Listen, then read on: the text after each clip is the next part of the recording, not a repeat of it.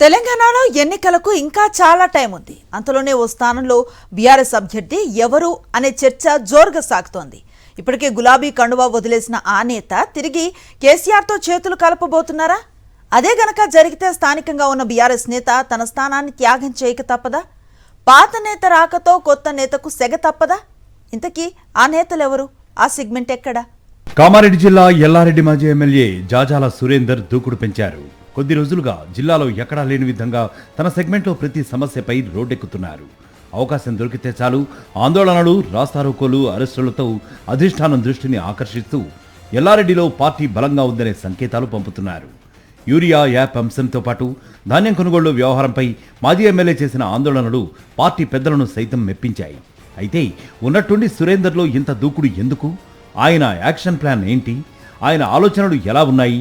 ఈ దూకుడు వెనుక ఓ ప్రత్యేక కారణం ఉందంటున్నారు స్థానికులు. ఇన్నాళ్లు ఎల్లారెడ్డిలో బీఆర్ఎస్కు తాను తప్ప వేరే ప్రత్యామ్నాయం లేదని భావిస్తూ వచ్చారు జాజల సురేందర్. అయితే కొద్ది రోజులుగా జరుగుతున్న ప్రచారం ఈ మాజీ ఎమ్మెల్యేను టెన్షన్ పెడుతోంది.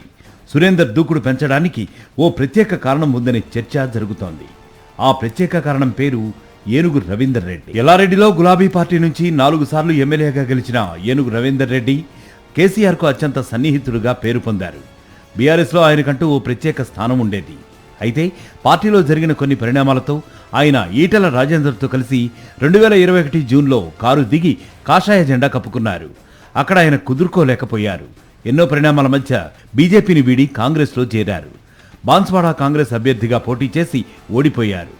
ఎప్పుడైతే పోచారం ఎంటర్ అయ్యారో రవీందర్ రెడ్డి హవా తగ్గింది. అయినప్పటికీ తనకంటూ ఓ ప్రత్యేక వర్గాన్ని ఏర్పాటు చేసుకుని ఎప్పటికప్పుడు సై అంటే సై అంటున్నారు. ఈ క్రమంలో ఆయన మౌనం వీడి త్వరలోనే సొంత గూటికి చేరుకుంటారనే ప్రచారం జోరుగా నడుస్తోంది. అటు బీఆర్ఎస్ కూడా ఈ ప్రచారాన్ని ఖండించకపోవడం విశేషం. ఊహాగానాలు నిజమై రవీందర్ రెడ్డి మళ్లీ బీఆర్ఎస్లో అడుగు పెడితే ఆయన ఎల్లారెడ్డి నుంచి పోటీ చేసే అవకాశాలే ఎక్కువ. సరిగ్గా ఇక్కడే ఎల్లారెడ్డి మాజీ ఎమ్మెల్యే సురేందర్కు టెన్షన్ మొదలైంది. అందుకే ఆయన ఉన్నపళంగా స్పీడును పెంచారని చెప్పుకుంటున్నారు. బాన్స్వాడలో రెడ్డి సామాజిక వర్గం కాకుండా బీసీ సామాజిక వర్గానికి చెందిన బలమైన వ్యక్తి కోసం గులాబీ పార్టీ అన్వేషిస్తోంది. సో బాన్స్వాడలో ఏనుగు రవీందర్ రెడ్డికి అవకాశం ఉండకపోవచ్చు. అందుకే పార్టీ మారితే తిరిగి తన సొంత నియోజకవర్గం ఎల్లారెడ్డిపైనే రవీందర్ రెడ్డి ఫోకస్ పెడతారనే చర్చ జరుగుతోంది. ఇంతకీ ఏనుగు రవీందర్ రెడ్డి తన సొంత గూటికి వెళ్తారా? బీఆర్ఎస్ తరపున మరోసారి ఎల్లారెడ్డిపై ఫోకస్ పెడతారా? అదే జరిగితే సురేందర్ రెడ్డి పరిస్థితి ఏంటి? వీటితో పాటు ఏనుగు రవీందర్ రెడ్డి ఆరోగ్య పరిస్థితిని కూడా దృష్టిలో పెట్టుకోవాల్సి ఉంటుంది. వీటన్నింటిపై స్పష్టత రావాలంటే ఇంకొన్నాళ్లు వేచి చూడాల్సిందే.